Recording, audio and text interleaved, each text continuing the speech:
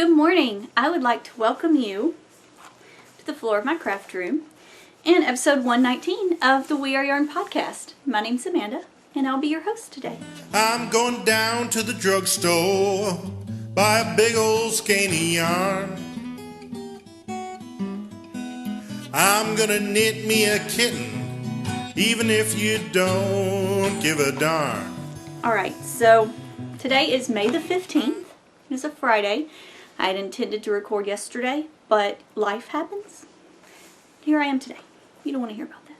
Thank you though so much for joining me back in my craft room again today, this week.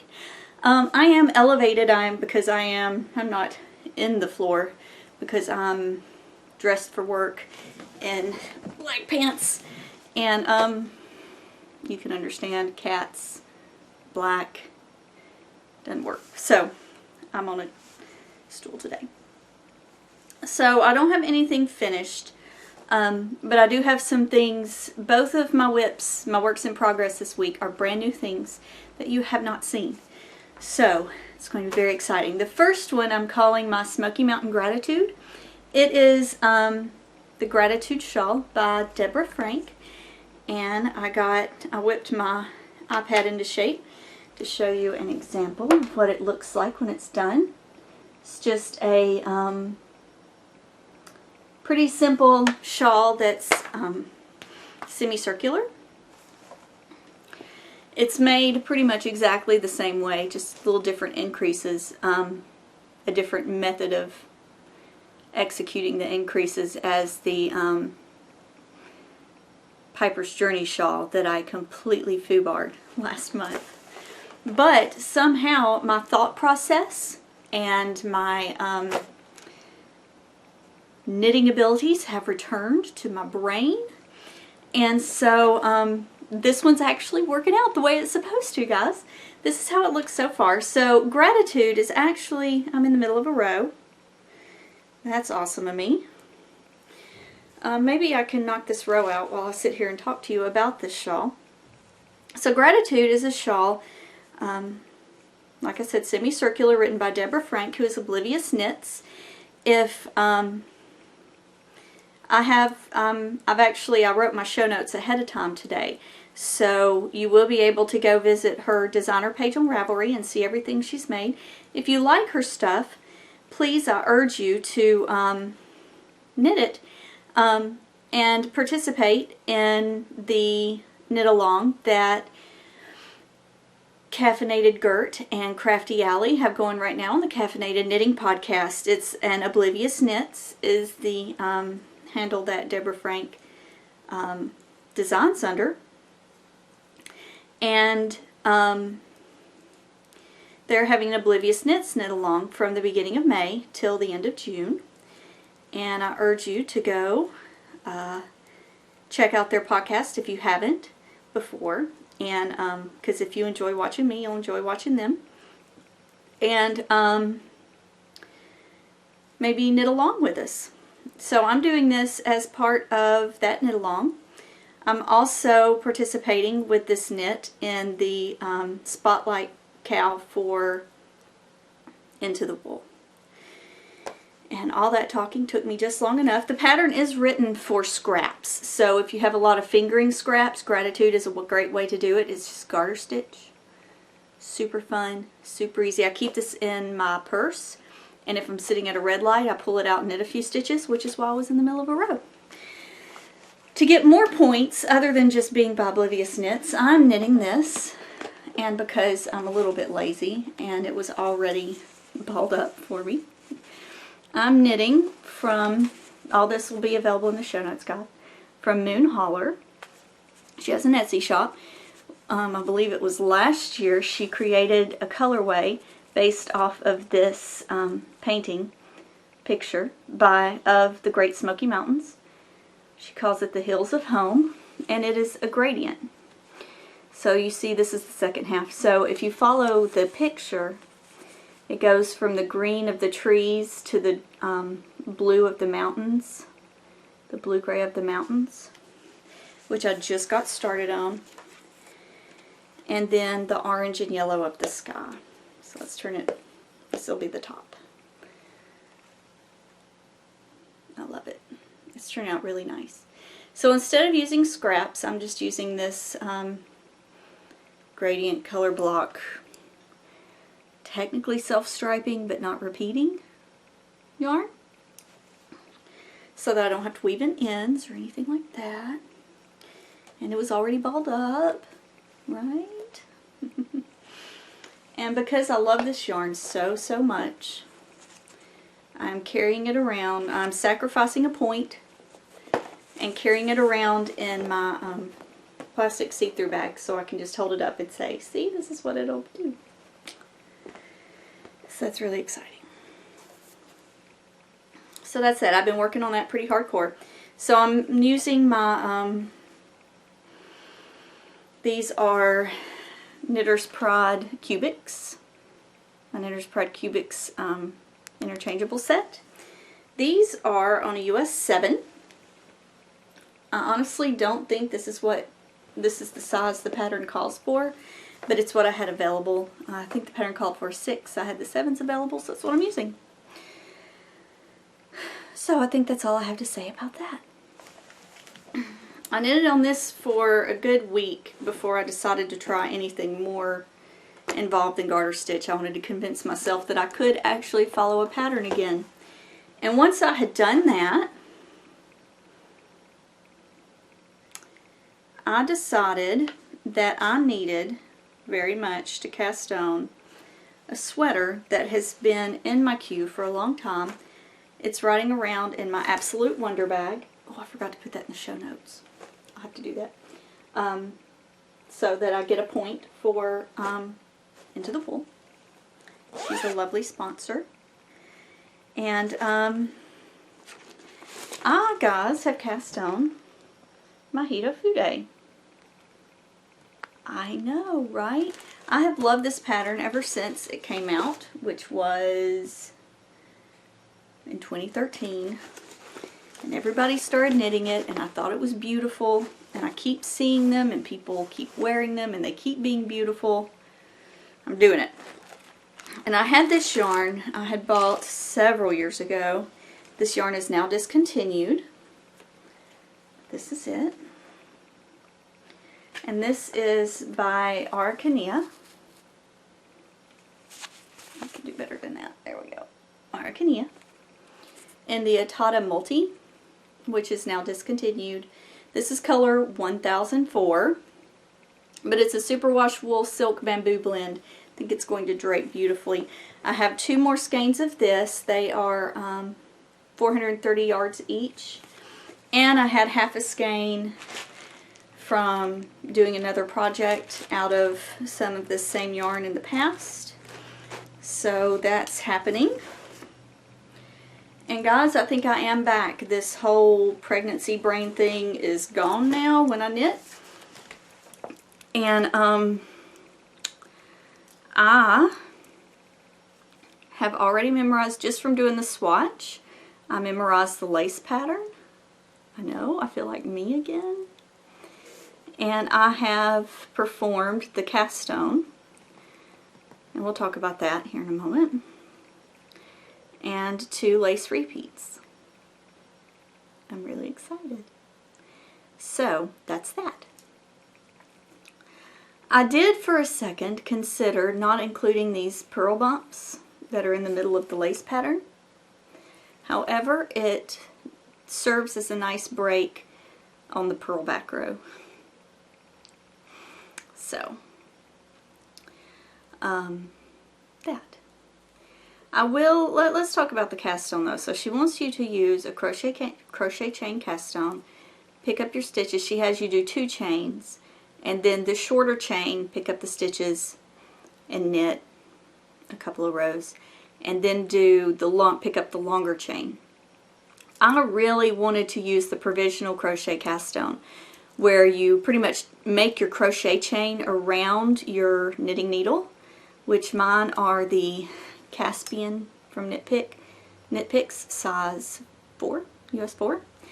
And because of the order in which she tells you to make these chains, I did not, I went ahead and did the provisional cast on with the shorter one, and then realized that she wanted me to make two, so I did the longer one just as a chain, and then picked it up, and it was annoying. I do not enjoy picking up, you know, when you do a crochet project, right, and it starts with a chain, that first row, picking up those stitches through those bumps, that's the hardest part. It's the hardest part of your crochet project, when you have to pick up off a chain. Same thing with this. I was just terribly frustrated with picking up off this long red one here. I made them different colors so I could differentiate them. What I would recommend if you want to come cast on the Hitofude with me, and you want to do a provisional crochet cast on like I wanted to, cast on your longer one first, and then cast on your shorter one. And then your shorter one will be on the end where you want to start your work, and then the long one will be sitting there waiting for you to knit onto it. That's what I wish I'd done. Because if you cast it on first, as if you're looking at it,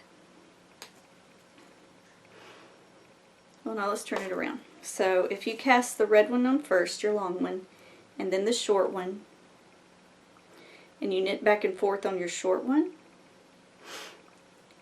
your long one is ready to just be pushed up onto this needle and picked up.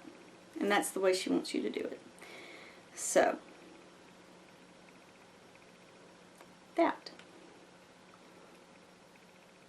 I hope. While I was doing it and thinking about it, the way I would have done it if I had known what was going on, that's the way I would have done it. So I hope I didn't just lead you guys astray, since that's not actually how I did it. But like I said, I'm really excited because I'm working through this. I have the lace. The lace was so quickly memorized just after. This is my little swatch. Tiny little guy. And I had it memorized. I will say I followed, and I'm glad I did. There's a user, I'll have her linked in the show notes, Julia York. And she, instead of following the sizing suggestions, which is by bust size, since this pattern, I can show you here, since this pattern doesn't actually reach around your bust, this is the way it hangs,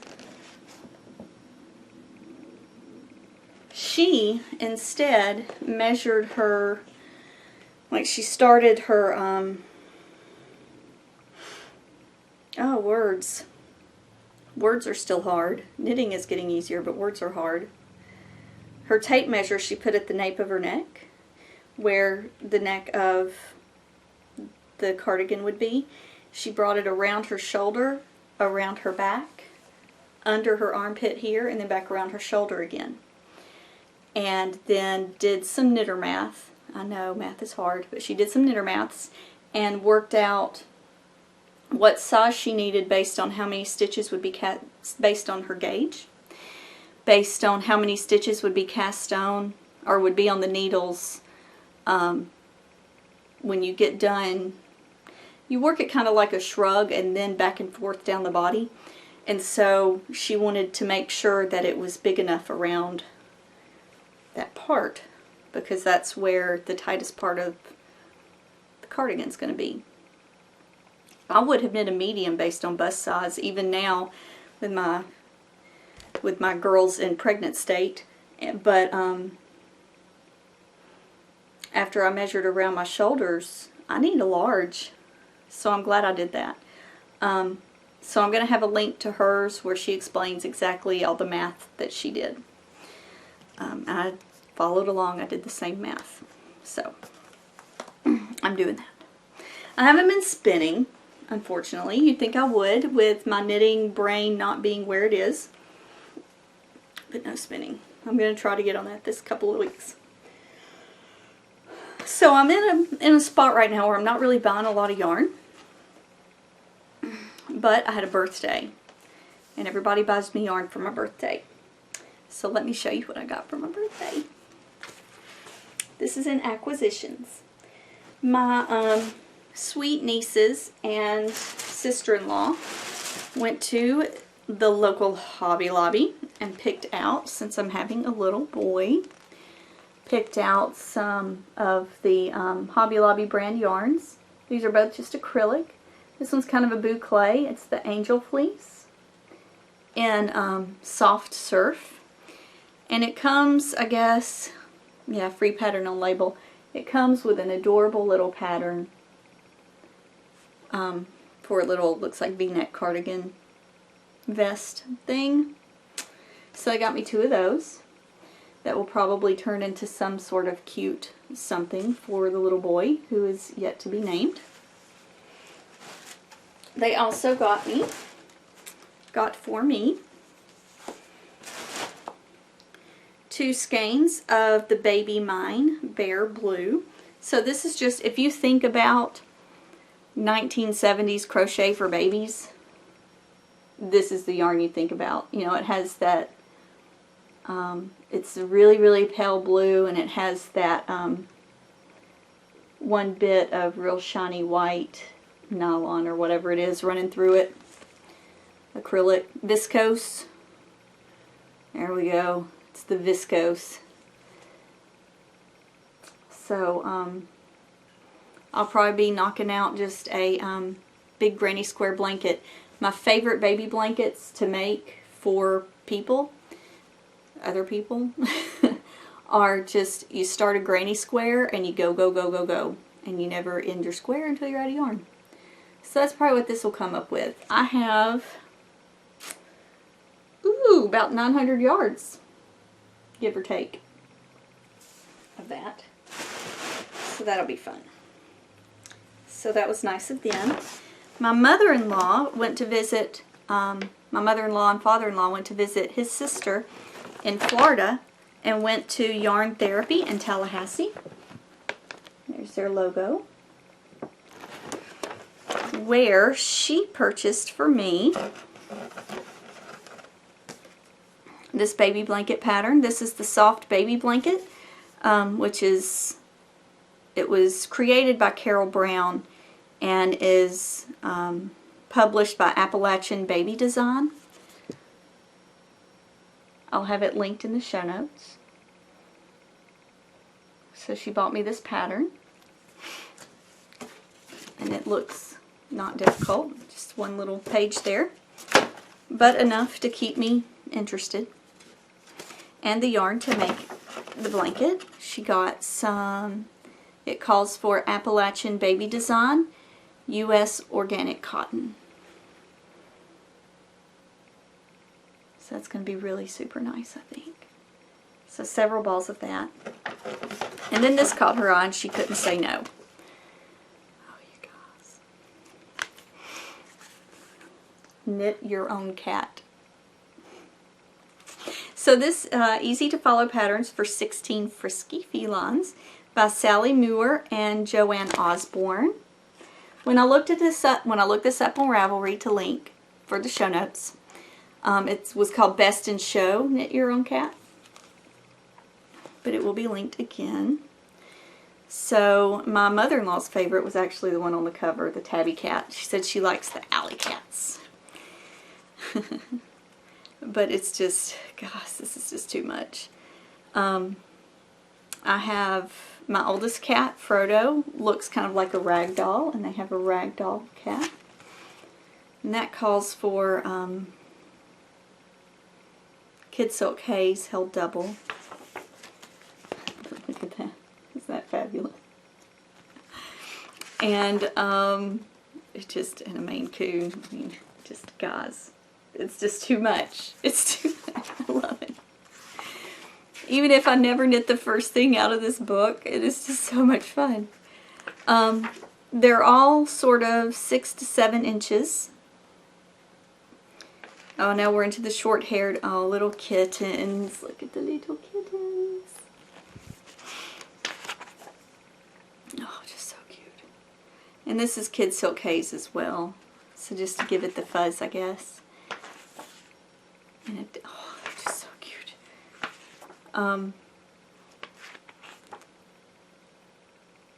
And they have, so this is the British short hair, standing. There we go. And then curled up. You can knit one all curled up. I mean, if you are a cat lover, this is just too much. Too much. It's adorable. So I'll probably just follow some of these patterns for Miss Toes, who's gray. She's just pure gray. I'll just knit one in all gray. And then I'll have my tabby cat for little Pippin. This is too much fun. Too much fun. So thank you, Mom, for that. So sweet. Alright, and finally, these last couple of weeks, Interweave Knits Summer 2015 came in. And you know, I always have to give you my quick little thoughts on the magazine. As always, let's start with the back cover. Somebody new on the back cover now. Who is it usually? I can't remember who it usually is, but it's somebody different. So we have these 4 happy looking people hanging out with their horses, wearing their knitted hats. Yeah. The one guy here, I think he was the last guy to the, I think he was the last one to the hat box. Because I would not put that color on a man. I feel sorry for him. Okay. That's just me. So, I think the summer 2015 issue, my takeaway was that I think they did a really great job of giving you some quick summer knits. And then some things that may take you a little bit longer so that when fall gets here, you will be ready to go on that first chilly day with your new hand knits. The first section is called Section Hike. So it's all things that you could wear hiking, like this little kerchief. Quite a few headbands. So if knitted headbands is your thing, some more knitted headbands. And then for those people hiking up in the real mountains, like I don't think you would need this over here in the Great Smoky Mountains, but if you're over in the Rocky Mountains, yeah, you'll need these. A vest, a sweater with some interesting color work there, and then a saddle-shouldered men's sweater. Speaking of Tabby Cat, it's like I called him. Now he's all rolling in the floor here in front of me, being adorable. So that was the hiking section, which just didn't really catch my eye too much. The next section is Wild Bouquet. So we have this real kind of big, what word am I looking for? Loose-fitting tunic style with a tie in the back. Little lace hat. An interesting little, God, words today. Cropped cardigan, open crop cardigan. Another cardigan that's doing the ducktail long short deal there. It's open in the front. With some really interesting textured yarns. Fibra Natura Good Earth Multi by Universal. Looks like a really interesting texture. This cardigan caught my eye. The Blue Columbine. It's open in the front and then has this lace work in the back. It's really nice. A shawl. It's a lace shawl. When I went to link this in the show notes, this came up as the most popular pattern from the magazine this time. One of those quick summer knits. This is a the Western Slope Tee, easy fitting A-line tank with a lace panel, worked bottom up. And it's out of the Knit Picks Lindy chain. So it would be a an affordable summer knit. Another shawl. I'm beginning to feel like, do you guys feel this way? At this point, I've seen so many shawls, they're all starting, I'm like, oh yeah, that one. And it's like there are 13 of the same basic idea. So I'll just kind of breeze past them now. This is the section where I was like, this is good for people to really be able to take the time to knit these and have them ready for the fall. Local color. I love this one. Look at that. I mean, I love it. That is the Chesapeake jacket. She knitted out of Malabrigo Rios. Stranded in rows. So that's stranded knitting. Not in Tarja.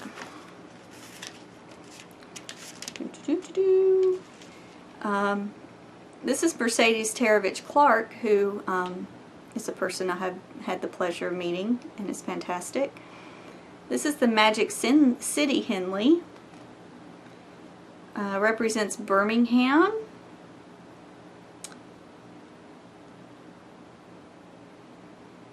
The things in the middle, I'm not real sure. She says, so it's supposed to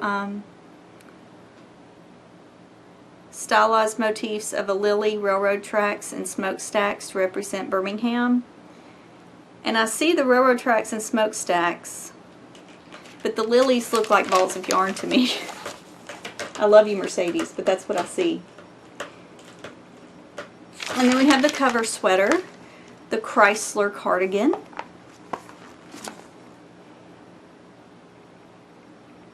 Which I think is a really nice shape. So those are those three. And this is one thing that got me really excited about this, guys. This magazine, this is what sealed the deal on this one for me. You remember, I believe it was last year maybe? I think I got my hands on a, if I knew where it was. Is it in one of these drawers? Maybe it's in this drawer. Okay, maybe it's in the other drawer. Dang it. Okay. If I knew exactly where it was, I would jump up and put my hands on it now. But I don't. But I purchased in the last year a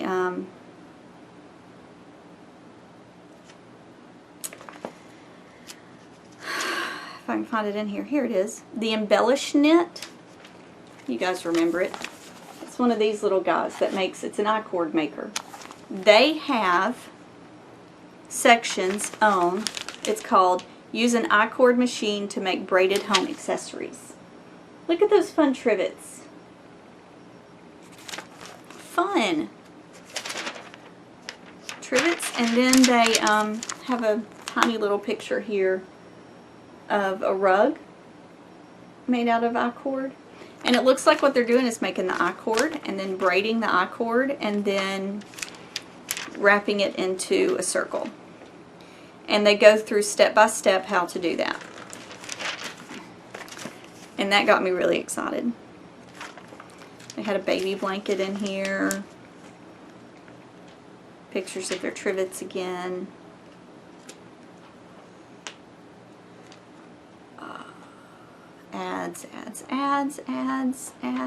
Ads.